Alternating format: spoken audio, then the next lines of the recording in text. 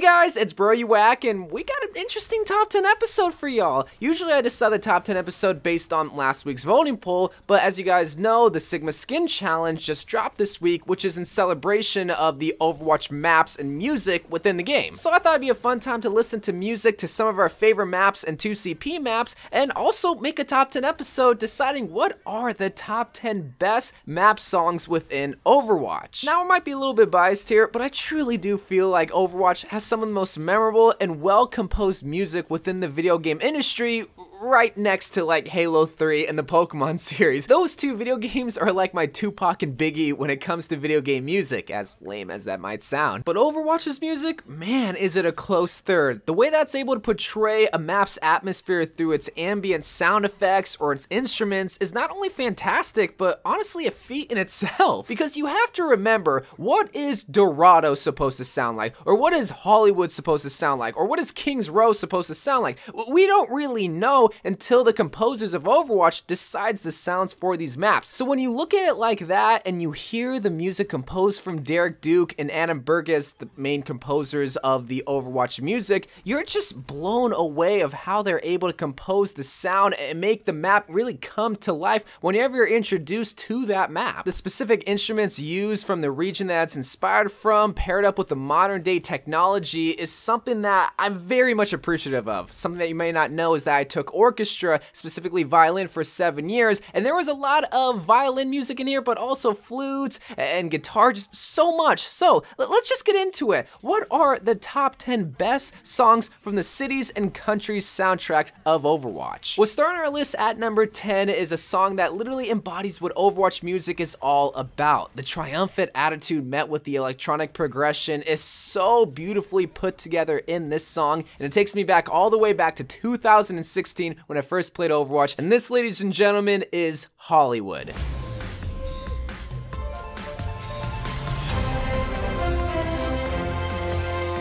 I think one of the most iconic instruments used to capture that typical Overwatch sound is a trombone. But when you think about it, most adventurous epic pieces do usually use trombones and percussion music. I mean, just take Star Wars for an example. But right away, when you listen to Hollywood 5 seconds in, you're smacked right in the face with that powerful trumpet sound, but also mixed together with that modern electronic music that you see a lot in Overwatch music, and it makes sense because this is a futuristic game. However, those classic sounds will never go away, and I'm so glad that the composers decide to really go this route when deciding to make music. It's not all just modern, and it's also not just boring old school instrument sounds. No, it's welcoming all different worlds of music, which is what Overwatch is supposed to be.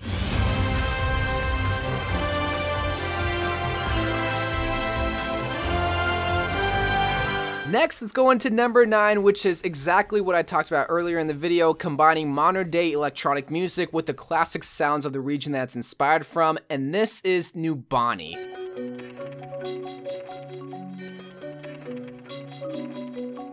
The reason why I like New Bonnie's sound so much is that it's one of the few songs in Overwatch that actually has lyrics, and that's perfect, especially since this is a song inspired from the map, which is inspired from a futuristic African city. So we have the futuristic aspect met with the electronic music. However, very faintly as the song goes on, you start to hear Nigerian lyrics. Now, I tried to look up what they were saying exactly, but I couldn't find a translation. For all I know, they might not even be saying anything in Nigerian, but if anybody can translate what they are saying in the comments, I would greatly appreciate it, because I often find myself just saying it randomly, like na na no li, but I don't know what they're saying, and I want to get the lyrics right.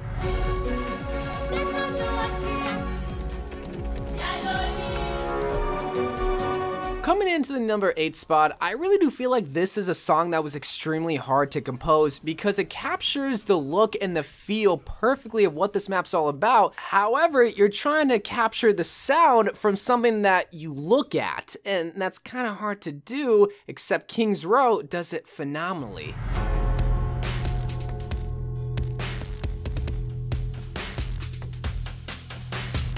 So this is almost a pure electronic sound with the exception of a few violins and trumpets mixed into the background. However, there's one particular instrument that does capture the atmosphere that I was talking about before that is extremely important to the song, and that is the Big Ben clock tower bell. Every single 8 measures you hear that powerful bell ring as if you're standing right underneath the clock tower in King's Row, and that's why I think it's not only a perfect but a necessary addition within this song, because without it, it would just be another cliche electronic song. Because while that dark and gritty electronic music does amplify the attitude and the atmosphere of what King's Row is all about, it's that clock tower that separates it from just any old alleyway or dark city. You're not in the middle of any ordinary city, you're in the middle of King's Row.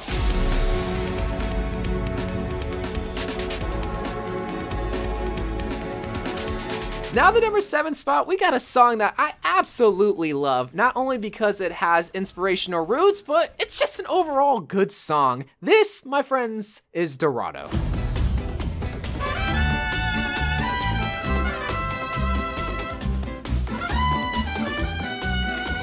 So this song has so many elements that it's kind of overwhelming to take it all in, but I'll try to do my best to explain why this song is so great. The first thing that this song introduces to us is that loud and classic Mexican trumpet sound, because obviously this song is inspired from Dorado, which is inspired from a Mexican city, which, funny enough, the look of Dorado isn't actually inspired from an actual Mexican city, but from an Italian city. But either way, after that first powerful trumpet sound, it slams on the brakes real quick. There's this very slow but methodical acoustic guitar that is known from the Spanish culture. However, behind that, you can also faintly hear conversations as if we're in the middle of a Mexican or Spanish city. But then if you listen very carefully to the instruments that are being played, it's as if it was recorded in the middle of a city and not in a studio. The guitar strums and the trumpet and even the acoustic drum definitely sounds like they just held a microphone right to it, which again builds that atmosphere. But then it gives a roundhouse kick to you in the face, bringing you back to the studio with that powerful mariachi sound that is oh so sweet. This is why I absolutely love this song, because not only is it all over the place, which I'm all for a little bit of chaos, but it also brings the iconic sounds from Mexican culture.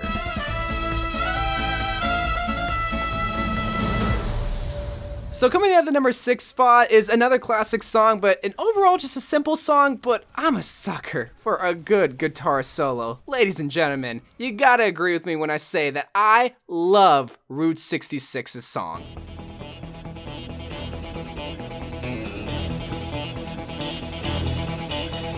This is a rare instance where if they just would have had one instrument being played, I think they would have been able to capture what Route 66 is all about, because the guitar is the main show in this song. The beginning of the song, beautiful, a work of art. Derek, you did something that I know is very hard to do, pick that fast and switch between notes, so I very much appreciate your guitar skills, if you were the one playing, that is. But then, Derek, or whoever it is, McCree, Ash, Bob, you had to hit us with that oh so sexy guitar solo. Why? You didn't have to make us cream our pants halfway through the song, then you hit us with the 1, the 2, the 3 high-pitched notes, and then you hit us with that beautiful guitar riff mixed in with the electronic music. Honestly, you could have gotten with the electronic music, because all you needed was that beautiful guitar riffs, because my God, did you go ham on that guitar, Derek or McCree or whoever played it again. I don't really know, but I want them to play at my wedding, because I know just from listening to that song, they can play a mean guitar.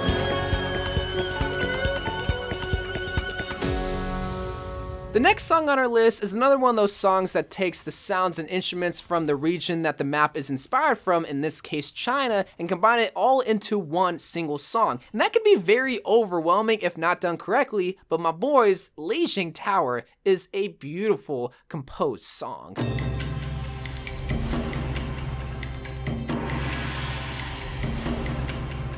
So I listened to all the songs from cities and countries, and I'm pretty sure Leijing Tower is one of, if not the only song that really utilized that flute sound. Now, I never played percussion instruments, but I'm pretty sure that was a flute sound, but either way, I really do think that that is the main focal point of the song that really drives that feeling of China within the song. And obviously you have those other iconic Chinese instruments like that gong being hit, and then the light, I think that's a guitar picking, that might have been a banjo. It's kind of hard to know what instruments are being played without actually being able to see the instruments, but something that you hear throughout the whole scene of the song is that flute, or at least throughout the main duration. It's also that light picking guitar, which is also beautiful as well. But that's why it's really important to use instruments native to the region if you do want to build an atmosphere and inspire that region. Because if it weren't for those instruments in Lijiang Tower, this wouldn't be Lijiang Tower song. It would just be not a song, I guess, because then it wouldn't be composed.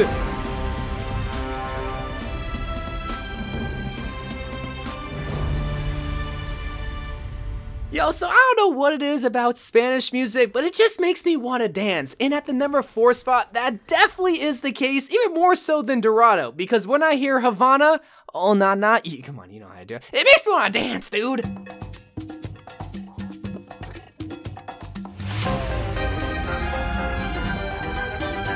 So the song is interesting for 2 reasons. One, this is one of the few songs that is actually a full-length song, like almost 3 minutes, but the second reason why it's interesting is all of how it transitions into itself. Because at the beginning, you have that classic Cuban dance-like sound that I always dance to and everyone vibes to, but then slowly as the song progresses, the classic Overwatch electronic sound overtakes that Cuban sound, not fully, but enough to where you feel like you're battling on Havana, which I think is really important. But I'm sorry, this is a case where I don't want to battle or play, I just want to dance, Jeff Kaplan. And luckily a majority of the song, or at least the second half of this song, does have that Cuban dance-like sound, but then at the end of it, it gets overtaken by more battle music. It's almost as if Adam composed 2 different Cuban songs, but then combined them into one single song. It's interesting, I like it, but come on, just keep the Cuban dance music going. Get rid of this battle music, I just want to dance.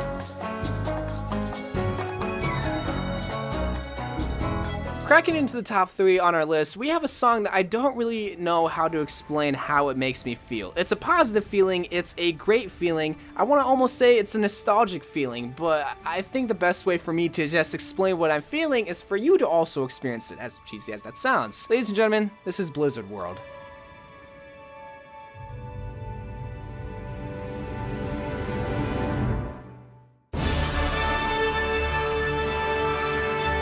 This is definitely supposed to capture that feeling as if you were just walking through the gates of Blizzard World with all of these big statues, attractions, rides, figures that you respect in the Blizzard world. It's a breathtaking experience that you can really only experience through this song because, as you guys know, Blizzard World isn't a real thing, but this song, the way that it progresses, is the perfect explanation of what it would feel like as if Blizzard World was real. Having this epic welcome type music, and then this childish like screams that you hear in the distance, but then at the very end of the song, as if you're just at the end of Blizzard World, you have this satanic evil music because you're entering the God, I wish I played more Blizzard games because I would know exactly where that evil sanctum is inspired from, but you get what I'm trying to say. The way that you move throughout the whole entire Blizzard world is the same exact route that you move throughout the song of Blizzard World.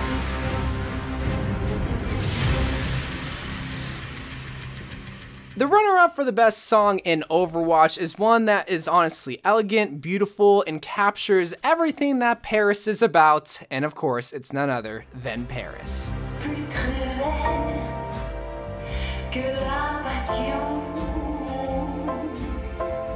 So just like I always said in New Bonnie, Overwatch songs don't really have a lot of lyrics, with the exception of New Bonnie, Paris, and Junkertown out of all things. If you listen to that song, you know exactly what I mean. But Paris's main thing, or main theme at least, is the lyrics. And that's what I really appreciate about this song, is that they decided to do something different by having the robot girl in Paris sing the song, which I do want Blizzard to do more often. While I love the electronic songs and the instrumentals to those songs, I love lyrics, and the fact that you had the Omnic girl singing the song in French, ooh, I'm so sorry if I made you uncomfortable, but how can I make you uncomfortable when this sensual song is playing in the background?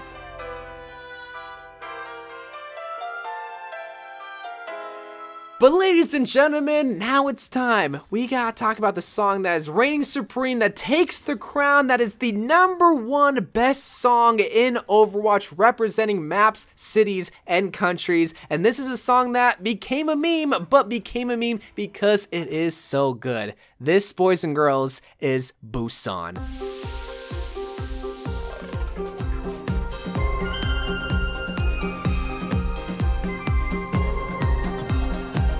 You have 3 total polar opposite maps within Busan, all somehow being represented within one song. You have Sanctuary, Downtown, and Mecha Base, where Sanctuary not only is supposed to represent the roots of South Korea, where you have all sorts of instruments scattered throughout the entire map, but also being used at the beginning of the song, but then it transitions into a more modern electronic sound, almost like a K-pop song, and this is supposed to represent the downtown map. And you see that high tech being utilized with the computer cafes and the train, the vending machines, the DDR machines, the advertisements. It's a completely polar opposite look and a completely polar opposite sound. But then you get into Mecha Base, where you have this more slow battle cry music. Mecha Base is where Diva almost died from protecting her city, Busan, and that perfectly is shown through this song. Like, overall, this song, yeah, it's beautiful, it's well composed, but it also represents everything about Busan, which is so hard to do because there's so many different themes and scenes going on. How can you not only make a song of how this looks, but also how it sounds? And that's why the composers for Overwatch do such an amazing job for all of these maps, for all the music within the game.